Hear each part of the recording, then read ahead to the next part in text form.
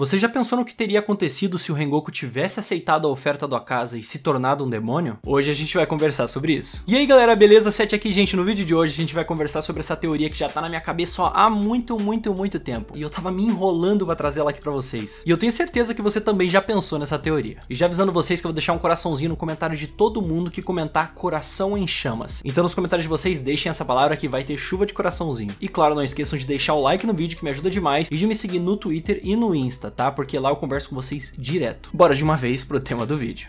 Bom, pessoal, eu tenho certeza que você, fã de Kimetsu, em algum momento já pensou nessa possibilidade. E se o Kyojuro Rengoku tivesse aceitado a oferta do Akaza e se juntado aos demônios? Assim, eu acho que eu não preciso nem lembrar vocês, mas esse vídeo vai conter spoilers, tá? Tudo que acontece a partir do arco do Trem Infinito, que é o arco do filme, a gente vai falar sobre. Então, se você ainda não viu o filme, pelo amor de Deus, não vê esse vídeo ainda. Deixa pra depois, mas já deixa o like. Bom, pessoal, a gente tem que analisar toda essa história em partes. Essa teoria necessita de um pouquinho mais de cuidado. Antes da gente analisar em si o que aconteceria se ele tivesse virado um Oni, a gente precisa entender o porquê ele não quis virar um Oni. Por que ele não aceitou a oferta do Akaza? Talvez para muitos de vocês a resposta seja, sei lá, simples de certa forma. Talvez alguns de vocês já estejam preparando o seu comentário falando assim: ah, Seth, é muito óbvio, ele é do bem, ele é da galerinha do bem. Mas a verdade é muito mais complexa do que essa. Mas claro que não tá errado o seu pensamento, tá? Se esse for o seu pensamento, não tá errado, tá certo também. Só tá bem resumido. Porque realmente o Rengoku era da galerinha do bem. A parada é a seguinte, pessoal, desde muito pequeno, o Rengoku ele já veio crescendo com essa mentalidade de que por ele ser mais forte do que os outros, ele precisaria ajudar os outros. No caso, esse dever de proteger os mais fracos, sabe? E isso foi passado pela sua família, né, pra ele, né? Principalmente pelos ensinamentos da sua mãe. E assim, sabendo da história do Rengoku, a gente sabe que depois que a sua mãe veio a falecer, o pai dele desmoronou. Ele desistiu completamente de tudo. Ele não só desistiu de ser um Hashira, como ele se acabou completamente na bebida e virou basicamente um bêbado que reclama de tudo e não cuida do filho. Então assim, na parte de ajudar na construção de pensamentos, caráter, ensinamentos do Rengoku, né? O pai dele, depois da morte da mãe, não quis ajudar muito, digamos assim. Isso tentando ser bem legal com ele. Só que o ponto é que isso nem foi preciso, na verdade. Nem precisou que o pai dele realmente pegasse firme nele e falasse, ó, isso é o certo e isso é o errado, filho. Não precisou dele fazer isso. Porque o caráter do Kyojuro já estava muito bem estabelecido. A conduta dele, tudo que ele ia fazer, como ele ia agir, já estava muito bem preparada. E isso muito provavelmente graças à mãe dele. Eu não sei se vocês lembram, inclusive, mas no finalzinho da primeira temporada, quando a gente é apresentado ao Kyojuro, a primeira impressão que eu tive dele não foi das melhores, na verdade. Principalmente por ele ser contra a ideia da Nezuko ser parte do esquadrão, né? Não só isso, ele também era do time da galera que queria que ela fosse de base. Então, de certa forma, a primeira impressão que eu tive dele foi ruim, digamos assim. Mas a gente vai percebendo que tem alguma coisa especial ali, sabe? Que ele não pode ser que ele seja esse cara babaca. De fato, ele vive tudo muito intensamente. E é durante o arco do Trem Infinito que a gente realmente vem a conhecer quem é Kyojuro Rengoku, o que faz ele ser o Hashira das Chamas. Afinal, ele é o grande Hashira das Chamas, o cara que vai fazer de tudo pra proteger os seus aprendizes, proteger todos os seres humanos e que sempre se preocupa em ajudar quem precisa. Então agora que a gente parou pra refletir um pouquinho e analisar um pouquinho sobre a personalidade e o caráter do Rengoku, fica muito claro por que ele não quis aceitar a oferta do Akaza. Até porque, vamos ser sinceros, a gente sabe que provavelmente teria muitos personagens na história de Kimetsu que aceitariam a oferta de virar um demônio ali naquela situação. Mas a diferença de pensamentos e ideais do Rengoku pro Akaza, cara,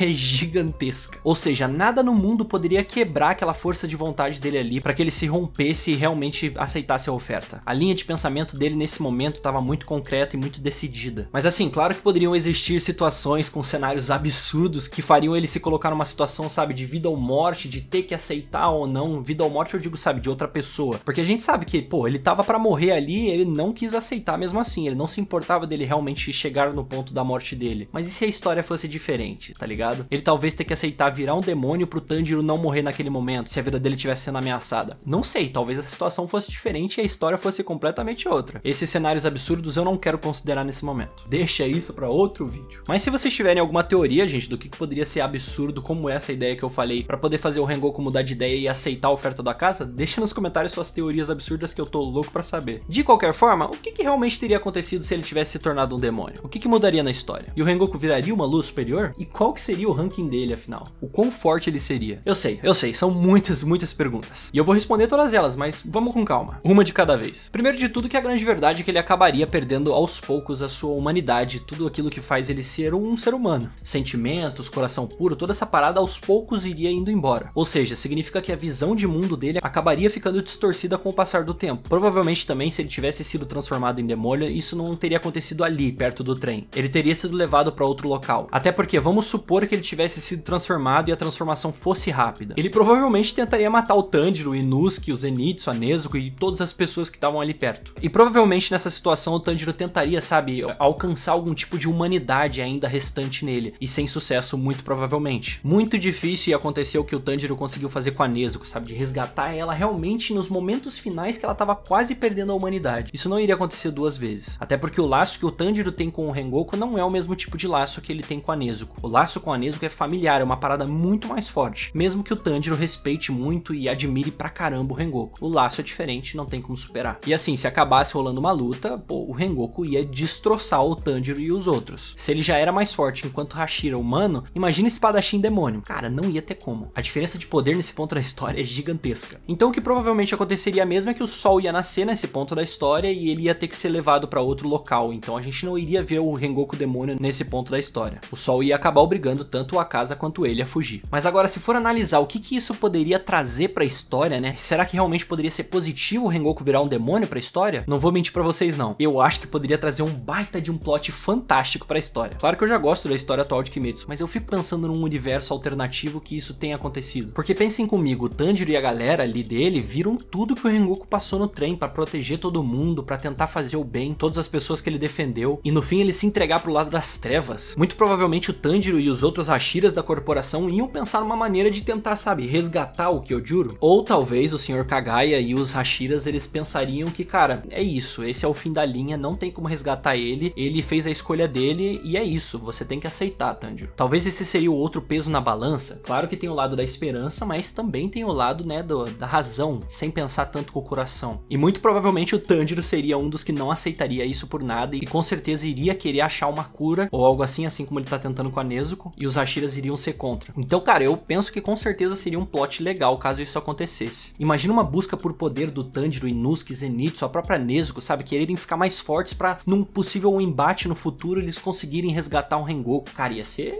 incrível, eu ia gostar de ver isso. Imagina o quão emocionante não seria o reencontro do Tanjiro com o Rengoku demônio. Você tá maluco, mano. Seria de certeza absoluta uma cena de chorar horrores, cara. Mas agora saindo um pouco dessa parte de tentar imaginar como as coisas seriam se ele tivesse se tornado um demônio, vamos tentar pensar que tipo de Oni ele seria. E eu não vou deixar isso em aberto não e ficar em cima do muro. Cara, ele seria de certeza absoluta um Lua superior. Ele não seria Lua inferior, mas nunca, nunca, nunca. Rengoku seria Upper Moon, fato. Pensar que ele poderia ser um Lua inferior, cara, tá fora de cogitação. A questão é tentar analisar qual posição ele seria dos Luas superiores. Dos 6 superiores, em que posição que ele se encaixaria melhor. Até porque a gente já tem alguns espadachins nos Luas superiores, então a gente já tem uma base legal. Só que assim, tem um que tá fora de cogitação também, que é o Lua superior 1, né, o Kukushibo. O cara é o criador da respiração lunar. Tem certas coisas que não dá pra comparar, tá ligado? Não importa o quão poderoso fosse o Rengoku versão demônio, é o Kukushibo. O Kukushibo tá fora de cogitação, ele não poderia ser Lua superior 1. E a gente também tem o substituto dos Lua superior 6, no caso o Kaigaku, que ele também é um espadachim, ele já fez parte do processo de ser um caçador de demônios, só que assim, ele é substituto, né? Acho que isso já diz bastante. Obviamente o Rengoku não ficaria abaixo dele, não tem nenhum Lua superior 7 no caso, então ele não seria pior que isso. Então a gente já pode descartar a posição número 6 e a posição número 1, é decidir mesmo se ele vai ficar na posição 5, 4, 3 ou 2. E se a gente for lembrar do próprio ranking dos Hashiras, de quem que é o mais forte, quem que é o mais fraco, dos 9 Hashiras que a gente tem, o Rengoku não tá no top 3, não tá no top 4. Ele tá ali disputando na 7ª posição mais ou menos. Mas no caso dos demônios, a gente tá falando dos Luas superiores, dos 6 superiores. E na minha opinião, eu tenho certeza absoluta que o Rengoku, ele seria mais poderoso numa versão demônio, mais poderoso no caso que o Lua superior 4 e o Lua superior 5. Gyouko e Hantengo, vocês vão pra vala, irmão. Vocês não tem o que discutir não. Mas agora a questão é, o Rengoku seria mais poderoso que o Akaza, por exemplo? A versão demônio. Lembrem sempre-se disso, não confundam quando vocês ficarem mentalizando e pensando quem é mais poderoso, Rengoku ou Akaza. Se a gente estiver falando só, né, do que aconteceu no anime, versão humana dele contra a versão demônio Akaza, óbvio que o Akaza é mais poderoso, mas a gente tem que pensar na versão demônio do Rengoku. Isso que eu nem sequer pensei ou teorizei qual seria a arte demoníaca do Rengoku, que aí já é outra história. E eu sei que vocês podem discordar ou até citar o que aconteceu no mangá, que a luta não durou tanto tempo, no mangá foi um tapinha, 2 tapinhas que o Akaza deu e ele já tava morto. Gente, eu sei que vocês gostam muito desse argumento do mangá, mas a gente não pode só levar o mangá em consideração, a gente tem que levar o que aconteceu no anime em consideração também. No anime, a luta foi representada de uma maneira maneira mais longa. E isso é normal. Quantas lutas épicas já não aconteceram nos mangás e que foram curtíssimas, mas no anime a luta durou um tempo legal. Então a gente tem que levar em consideração os dois. Eu sei que o Akaza queria transformar ele num demônio e que ele não podia ir sério desde o começo com todo o poder dele. Isso eu entendo. Mas cara, no final o Akaza já tava vendo que a parada, tá ligado? Tinha que levar um pouquinho mais a sério a parada. Mas como eu disse pra vocês, não é da versão Rengoku humano que a gente tá falando. A gente tá falando do Kyojuro Rengoku versão demônio. E essa versão eu tenho certeza que seria mais poderoso que o Akaza, porque segue pelos mesmos princípios que o Kokushibo, por exemplo. Um espadachim demônio, cara, é muito diferente de um lutador de artes marciais. Eu acho, pelo menos, né? É a minha opinião. É a minha opinião, gente. Eu sei que vocês podem discordar nos comentários, mas sem xingamentos, por favor. E assim, pessoal, tudo que o Rengoku era bom enquanto ele era um espadachim, ele como demônio seria quase perfeito. Todos esses aspectos e qualidades como espadachim. O poder seria triplicado, quadriplicado. Seria coisa de maluco. E como eu disse também anteriormente, eu nem pensei numa arte demoníaca de sangue pra ele. Se vocês tiverem alguma ideia, deixa nos comentários. Então beleza, supondo que ele seria mais poderoso que o Akaza, ele seria mais poderoso que o Doma, o Lua Superior 2? Eu fico meio na dúvida, mas eu fico tendendo pra dizer que sim. Eu acho que ele poderia ser sim, justamente o novo Lua Superior 2, que é o Juro Rengoku versão Oni. Cara, nossa. Então se fosse pra arriscar, né, qual seria a nova posição do Rengoku caso ele se tornasse um Oni, eu diria sim que é entre o Lua Superior 2 e o Lua Superior 3. Pra 4, 5, 6,